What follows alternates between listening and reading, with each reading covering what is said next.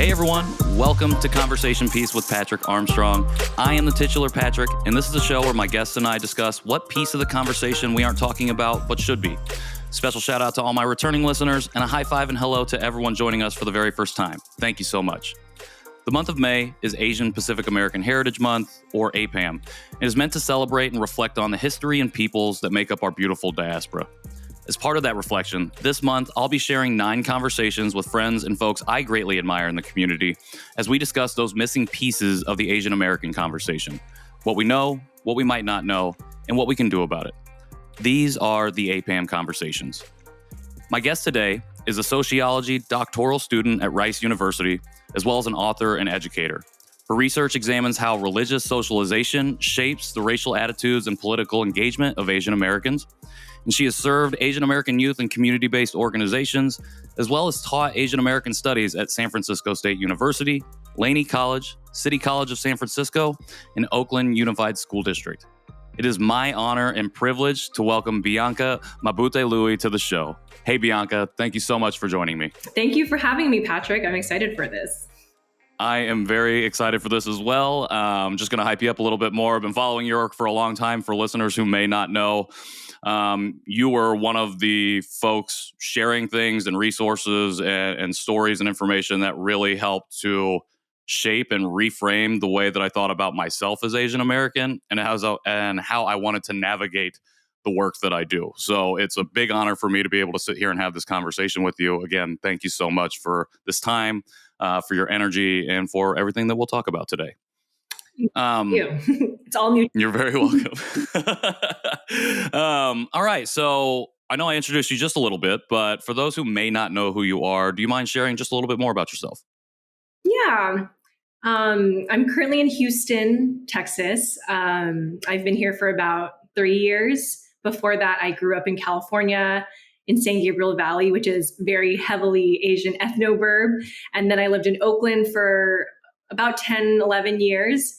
And so, all of those places really formed my politics and how I understand myself and how I'm approaching being in a new state where it often feels like ground zero for a lot of really intense political issues. And so, and besides the professional stuff, I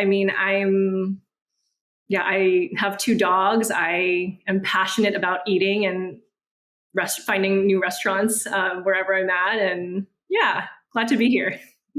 Any favorite foods or restaurants currently on your mind or that you've been craving a lot recently? Oh my gosh. So in the South, it is at least Houston, New Orleans area in the Gulf, it is currently crawfish season, which is only, I think, February to April. And I had come to visit. My partner's from Houston, and so I've come to visit before. And I was like, what is this whole thing with crawfish?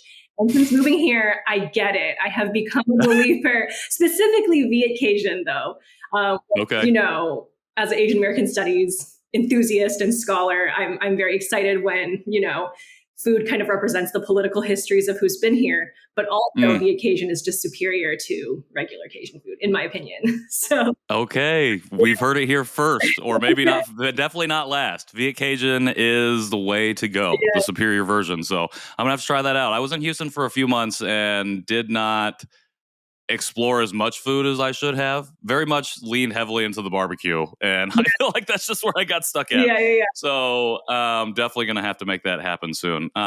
Thank you for sharing that. And to be mindful of your time, I want to go ahead and just jump right into the conversation because I'm excited to hear and discuss with you what you feel like is missing. So let me ask you that. What piece of the conversation do you think is missing or that we are just not talking about enough right now when it comes to Asian America or the Asian diaspora specifically? Yeah, I love that prompt, Patrick. And as I was preparing for this, I was thinking about how we're like 3 days into API Heritage Month. So I'm getting a lot in my newsfeed and emails about first Asian American CEO of this and the first American that. First Asians in this C-suite and Asian billionaires, right? That's not all of my feed, but I notice, right, during these months, we tend to really uplift and highlight the first Asian whatever in a lot of times predominantly white institutions. And so I was thinking about how, what I often wish we could talk more about is the limits of Asian American representation and even leadership at times in these, again, white capitalist institutions, and thinking more about, while representation is very important and I'm all about it, I think I would have turned out very differently if I had like Blackpink growing up, right? Sure. It's all very important, but it's ultimately not the end goal. And so really questioning, what are we doing with this representation, and in what ways are we using our access to create something new, or to just, again, replicate white power structures and institutions and systems? Wow. Yeah, I think that's a really important piece to think about, because I've been having conversations recently about the first this, the first that, like you mentioned. And in one of our other interviews on this series, one of the guests shared, not about this specific topic, but they said to continue is to normalize. Like, to continue doing things is to normalize that behavior. And while it's great to see the first this, the first that, and to see that representation, like you said, there are steps further to go for this. And the first does not mean that's normalized. The first almost sounds exceptional, like where this is the exception to the rule. And obviously we want to go past that and go further than that, especially when we're navigating these predominantly white institutions. And so for us as Asian Americans, or for us who inhabit Asian diasporic communities, how do we start to address that? Because yes, we want to see representation, and things like Everything Everywhere All at Once are amazing for that specific thing. But even for a movie like that, it's like, we're getting all these awards, but where do we go from here? Mm-hmm. Like, is that going to be the last time we see awards? Or what do we have to do internally to ensure that we are taking that next step, going beyond just that surface level representation? Yeah, that's a great question.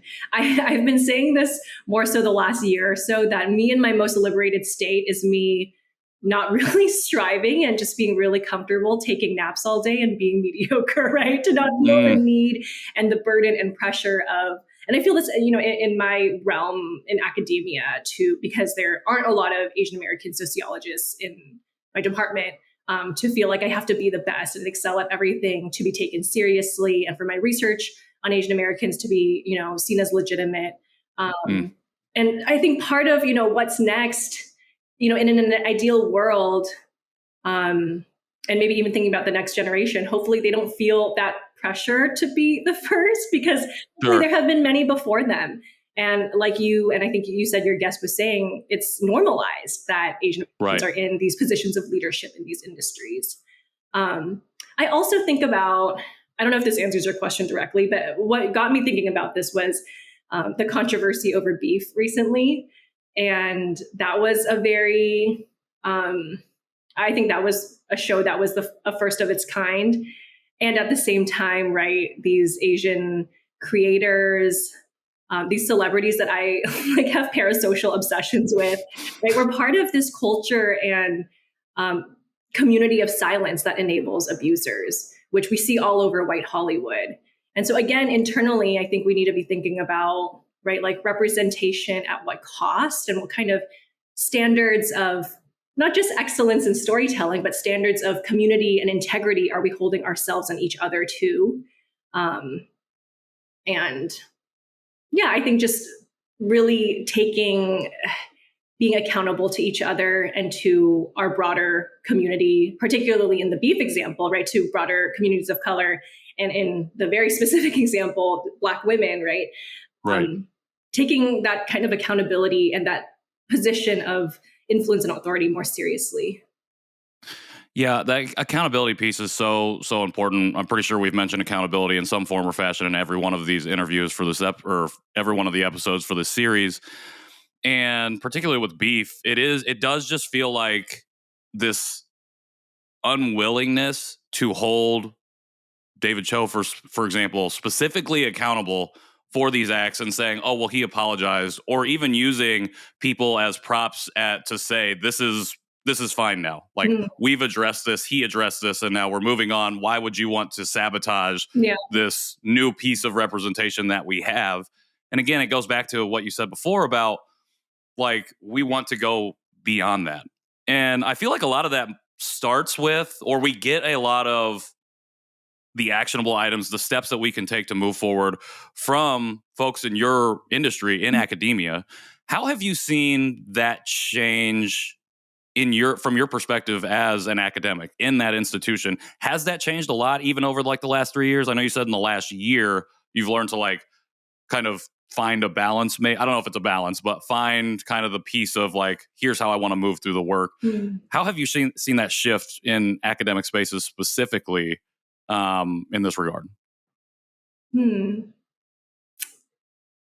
think there's we can look at it at multiple levels, right? Like academia more broadly, when I think about academia and race, I'm like, oh God, everything happening around affirmative action is so messy and complicated. And ultimately, I mean, that could be a whole other episode. But I think there are a lot of ways that Asian Americans have felt invisible in broader society, as well as in academia, both hypervisible and invisible. And if we take the affirmative action example, and many people much smarter than me have written and thought about this for a lot longer, but a lot of that invisibility has been misguided and even appropriated by conservative white interests to dismantle policies like affirmative action, which historically have helped us access these institutions by painting these very, again, anti-Black narratives that depend on model minority tropes. And so I think like that conversation is happening in academia. For myself as a graduate student, I don't know, honestly. I think for me, I just finished my third year in a doctoral program, and I think this happens to everyone. But the more I go in it and continue and progress, the more disillusioned I become. And the more I think about how, in the end, you set up offices for DEI, you even recruit faculty of color, but systems for tenure and systems for leadership and how decision-making happens are all the same. And they're all the same people, all mostly old white men who have given lots of money to these institutions are the ones who make decisions. And those decisions matter because they shape the actual lived experiences of students from the day to day in terms of what kind of faculty they have access to, what departments they have access to. So there's, for example, like humanities is often underfunded. And on top of that, ethnic studies is even more so underfunded. And I would say in many universities under attack as well. And that to me is not disconnected from the larger ways that education is getting politicized on the K-12 level as well, with CRT and book bans and all this stuff. And so, again, I'm like going on a tangent now, but as an Asian American in the midst of all of this, I have been thinking about, do I really, what kind of communities and what kind of liberation do I want to invest in? Do I want to just keep succeeding and climbing the ladder and trying to get a place in this system and eventually become tenured, which the chances are so low, honestly. Sure. Or what does it look like for me to be in this system, but create imaginary spaces where students and myself can feel safer and more liberated, and we can actually get back to the beautiful parts of academia, which is learning and exchanging ideas and challenging and transforming each other, right? So yeah, those are some of the questions I've been thinking about. Yeah, thank you so much for sharing that. So before we kind of broach more broadly outside of our community, is there a way for us as Asian Americans maybe not to infiltrate these spaces? Because I feel like that's kind of what you've already done. And you're like, I don't know if I want to be here. Is there a way for us to combat that where it's, I guess the question is, do we need to build our own systems that stand apart from these things? Or do we go in, dismantle from the inside and build anew on top of the rubble of white supremacy? Yeah, that's like the $1 million question. And I think, it's not, to me, it's not a binary. And, Sure. We have to be everything everywhere all at once, all of us collectively. I think for me in an individual level, I also know, we exist in capitalism. I need to eat. I need to have stable sources of income. And that means participating in a lot of these institutions. And at the same time, I think Bell Hooks wrote a lot about this, that the classroom remains a space of possibility in a system that has relied often on dehumanization and exploitation of people. And so, we have to hold the two in tension, and I think everyone has to figure out for themselves what kind of spaces of influence they want to create or infiltrate. I will say, before my life as a educator and in this world, I actually worked in evangelical Christian ministry for a long time, and I was really like, infiltrate from the inside, try to make change from the inside, and it honestly kind of destroyed my soul. I feel like, and maybe that's some people's callings, but I think that in that particular context, it was just so homophobic, and there were so many power structures in place that felt so toxic that I feel like I lost myself and my sanity and my sense of how I even knew how to care for myself, because I was so stubborn and adamant about trying to like change these certain policies within this organization. So I think I'm figured it out. Yeah, absolutely. And I think in those situations too, you see sometimes the impact of your work or the work that you're doing, and it's really fulfilling and it's uplifting, but it blinds you to the fact that you are not taking care of yourself. Like, you can't give back to yourself in order to then fully show up day after day after day in that space. So recognizing that, being aware of that, I think is one, super powerful. And then, was that experience what pushed you into sociology specifically, or were you already on the track to like, this is where I want to go, this is what I want to study, this is what I want to pursue? I think it pushed me into it accidentally, because I just needed something to do next. Okay. I was leaving that position and kind of accidentally fell into this Asian American Studies master's program at San Francisco State, and through there I got exposed to TAing and teaching in the classroom, and realizing, I really love doing this. And I will say that whole experience with the evangelical ministry does shape a lot of my research, though, because a lot of my work now is on how religion, and particularly conservative religious spaces like evangelicals, Asian ethnic churches, shape how Asian Americans understand themselves, racial categories, racial boundaries. Thank you so much for sharing that. I think it all wraps nicely into, well, maybe not nicely, but one of the things that really drew me to your work originally, and I kind of mentioned it at the top, was the way that you talked about how we are doing this work together, not with just the multiple communities that make up the Asian diaspora, but across all historically marginalized communities. And like, that's where the real progress can be made, as opposed to being so hyper-focused on just our one lane, understanding that, we cross over, we intersect with these other communities in multiple ways. How do other, specifically BIPOC communities, work with us to address these hidden or missing pieces of the conversation that we're talking about right now? Because I think that we also, as Asian Americans or as part of that Asian diaspora, have to be willing to engage and work with other communities too. So there's a lot of it on our end.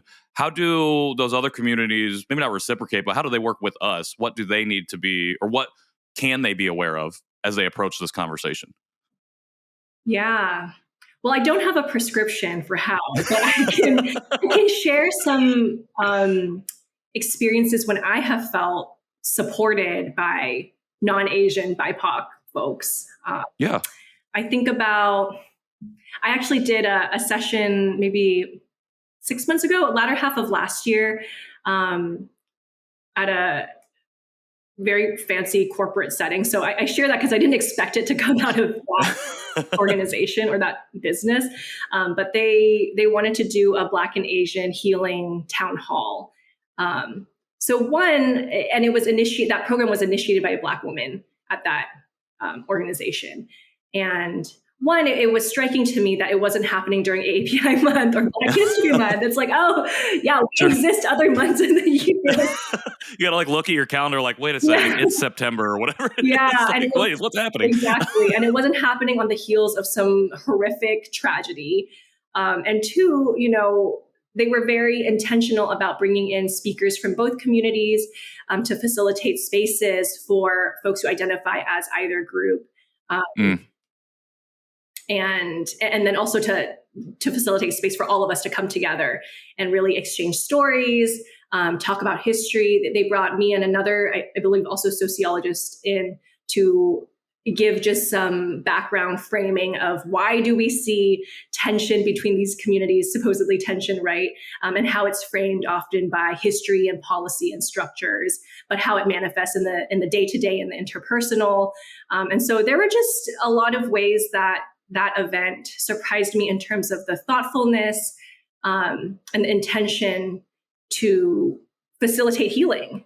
And again, this was a very micro example. It was in one workplace.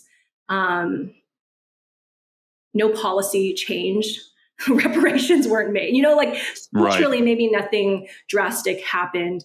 But I feel like for me, it was even part of my own healing. I feel like to see that people wanted to engage in this way, and Black folks in particular wanted to hear about Asian American experiences of racism and discrimination, and also address the hard stuff like anti-Blackness in our communities. And for them to also share things about anti-Asian sentiment in their community and where that comes from, how a lot of that often comes from family members who are in military, who were recruited to fight imperialist wars for this country. And in the process, were fed very dehumanizing messages of Asians, right? All of this stuff. It was just like so kind of magically coming together to help us all gain more insight and I think empathy and commitment to solidarity with each other.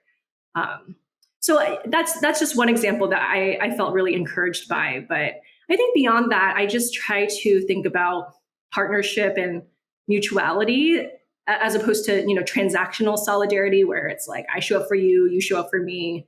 I repost this and instead it's like, to build coalition does require relationships. It's relational that accumulates into bigger shifts in power and influence. It's a lot of what Adrienne Maree Brown talks about, starting small in the micro and in the local. And so I try to think about, again, grounding all of this work in relationships with people who are committed to similar ideals outside of my community. I really appreciate you sharing both examples, but specifically that latter one, because this conversation is going to be the wrap up of the series. And the initial conversation I had with Liz Kleinrock was exactly about that. It was about relationships. How do we build relationships together that can then lead us to do better, stronger, more meaningful, deeper, more impactful work, I guess. I don't know why I use so many describing adjectives there. But so I think that's really interesting. How do you, or what things do you notice or do you look for when trying to build those deeper relationships across communities? Are there any specific things that you're like, oh, now I know that this is taking the next step? Like, obviously you said we're working the micro, but is there anything in particular that stands out to you as like, this is a relationship that I want to carry forward? Or is it purely kind of an alignment basis? Like, we are both have the same ideas, the same goals in our purview, and like this is how we're gonna start this off. That's a good question. I think a lot of it is kind of intuitive, like vibes, Sure. Yeah. Reduce it to that, but I will say I'm kind of in the midst of it now. I think having relocated. Okay. I've been here for a few years now, but making friends as an adult is really hard.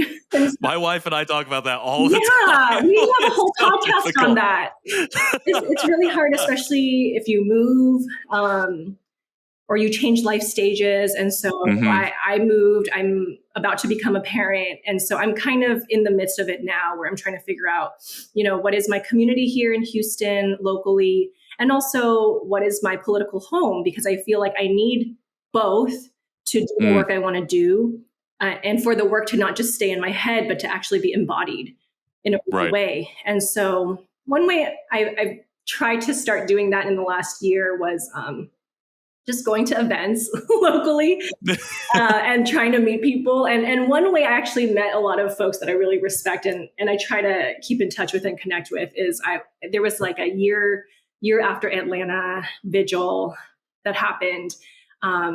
That was honestly really weird. It was like a lot of applauding the police. It was very kind of, it wasn't what I expected, right? Sure. So I took to Twitter, and I was like, was anyone else at this event super uncomfortable? Something along those lines.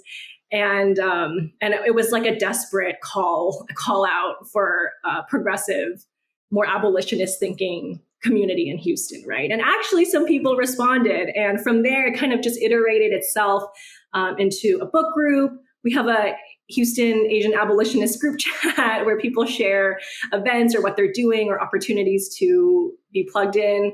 And so I think, it's very slow. It's very organic. It's as much as people can give at any given time, but just, again, intentional ways like that to try to make connections in my community. I love that. Yeah. I love that. Especially at the local level. And again, adulting is very difficult, especially when it comes to developing those new friendships. Mm-hmm. Our Asian adoptee group here in Indianapolis started coming out of a vigil for Atlanta specifically. Oh, wow. And luckily that one was not praising the police or it didn't have any of those weird vibes, but it was one of the first times that I realized, there are a lot of other people like me here who have a similar shared lived experience, maybe not think the same way or whatever it might be. And to see how slowly that group has come together, but now seeing one person join this week or another person joining this week and sharing their stories for the first time, it means a lot to just be able to build that relationship, not just with another human being, but someone who literally geographically sits in that same spot, who understands a little bit more of the nuance of what it means to be an adopted Asian in Indiana specifically. Yeah. As far as community goes, who right now is inspiring you? They don't have to be part of the community, but who are people right now that you're taking a lot of inspiration from or whose work is just really resonating with you? I read a book a few months ago called Care Work by Leah Lakshmi Pizza. Okay, I'm totally going to butcher their name, but it's Care Work, Dreaming Disability Justice. First name is Leah. And I think that book, I finished it in maybe January, but I still think about it multiple months later. But I think they're a queer South Asian disability justice activist and writer. And I think as I think about all of these things like Asian American politics and identity and community building, I think that book in particular has really shaped and challenged my thinking about what it means to care for each other versus dispose of each other. I think even in activist communities or organizing spaces, we often resort to this politic of disposability where it's if you don't have the right language or you can't offer anything to me tangibly, you're kind of seen as less valuable. I've seen that and witnessed that and experienced that in my time in these spaces. And I think the book really challenged me through, again, a disability justice lens to think about how we inherently really need each other and we have something to learn from each other, and nobody is disposable. Obviously nobody's disposable, but again, the way that capitalism infiltrates our spaces. Right. It's just challenged my thinking around that. And I think also thinking about care work and how care work is so, I think because it's seen as feminine labor, it's so undervalued, undercompensated in this country. And I'm about to, again, like I shared earlier, become a parent, be taking time off from my paid work for a while to be caretaking. And so I've just, again, been thinking about what it means to have a community doing that together, what it means for this kind of work to be undervalued, but have always kind of fell on the backs of women of color in this country. And so, that book has inspired a lot of different rabbit holes for me. Well, we're definitely going to link that in the show notes, and I'm going to be picking up a copy of that because that's the idea of disposability. I think is super interesting. I'd never heard that before, and now I'm thinking about that a lot because I feel like I've been going through. I feel like I'm seeing that a lot recently, just in some of the spaces that I've been, where it does feel very transactional. If you can't give me this, then I'm not going to include you in this, or I'm not going to feel like you're worth the time to have a conversation. When at the end of the day, I totally agree with you. The only way we can do this work is together. And the people who are doing the work also deserve to be able to take the time to themselves when life happens and know that I'm stepping away from the work and it's still going on. Like there's still people who are doing it. And, that's other parts of the conversation we're missing, like the people who have already done the work and then the people who are currently doing it and building off of the foundations that have already been laid for us in order for us to be able to fight for the things that we're fighting for. So I really appreciate that. We will definitely link that there in the show notes. Okay, so I have two more questions for you as we kind of wind it down here. The first one being, I've asked everybody this, and I feel like all the answers have been pretty similar, but people feel a lot of different ways about Heritage Months. Some people celebrate them, some people don't. I've written a lot about this, and I wanted to ask if you do celebrate or you don't celebrate Asian Pacific American Heritage Month, and if you feel comfortable enough sharing why or why not, would love to hear. It doesn't feel like a celebration to me. It sounds bad. Sure. Because it's the time when people are always wanting things from us, I feel like. Sure. If you're kind of a more public-facing person or creator or whatever. I also feel like every month is, I don't know, every month, every day of the year is Asian Pacific American Heritage Month. Right. So I think honestly, in terms of celebrating, I mean, one thing I'm trying to do in this season in general of my life, preparing for this transition, is to say no to things and choose out of things and take a lot of naps and nest and rest and just take care of myself. Very different from the last few years where I was trying to take on a lot of speaking engagements. And I was like, this is my time to hustle because suddenly the white gaze cares about us. Right. And I think there will be a time for that maybe later down the road if I engage in that way. But I think for right now, I'm just really feeling the need to actually kind of turn inward and I don't know, just take care of my own self and community. And yeah. Absolutely. Nest and Rest, a book about self-care, I think is a really good book title. Yes. Might have to steal that. What's anything specific giving you joy right now? Just from a communal sense or just in the work that you're doing? Or maybe in your personal life. I guess you don't have to get personal if you don't want. I don't know why I took it that way.